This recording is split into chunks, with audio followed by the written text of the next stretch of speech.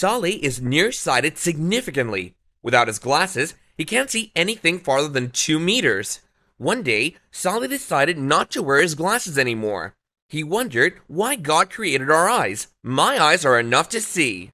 Saleh went to work, but this time without wearing his glasses. Obviously, we can tell what happened.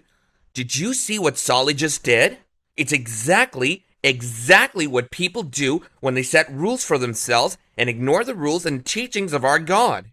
God has created humans with a brain, but this brain has limited capabilities. God has sent prophets and religions, lastly Islam, to guide people to the right path, which cannot be found by this limited brain alone. Anyway, there's always that arrogant contentious who'd say, my brain is enough to decide. I don't need anyone from above to tell me what to do and not to do. And there's another contentious who'd say, we don't need religion to know what's right and what's wrong. Our morals are enough. They're enough to tell what's right or wrong. The problem is that people always do the same mistake and then come to a dead end, even though they're still arrogant. I'll give you an example, which is the sexual relationship between a man and a woman. This relationship is very special and it results in many things, which is why God has forbidden it out of wedlock. So it's a two-way road. God's way, which legitimizes this relationship with a strict pact.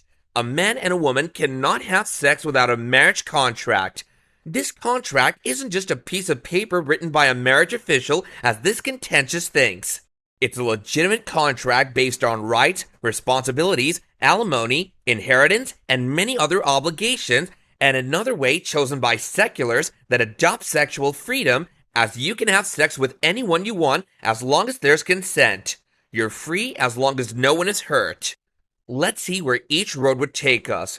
Do you know how many induced abortions are done in a year due to unwanted pregnancy? And by the way, abortion is just a delicate word for child murder.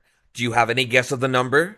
40 million fetuses. That's 40 million human beings that are killed and deprived of life yearly. It's more than the total deaths of World War I, and this happens every year, mind you this. Please note that there are other problems other than abortion that are caused by sexual freedom, such as children displacement, mixed lineages, families breaking up due to cheating, teenage mothers, STD, crime, and many more problems caused by illegitimate children. This is humans' way, and this one is God's way. So what do you think? Similarly, if we consider each way people adopted other than God's way, we would find that it causes issues, ruin, and corruption on earth. Don't be shocked when you hear about a country that criminalizes animal abuse while it attacks another country and kills its innocent women and children, because their standards are not what God says, but rather where the interest lies. Therefore, the base of your standards should not be by your mind, nor the logic, customs, traditions, or politics.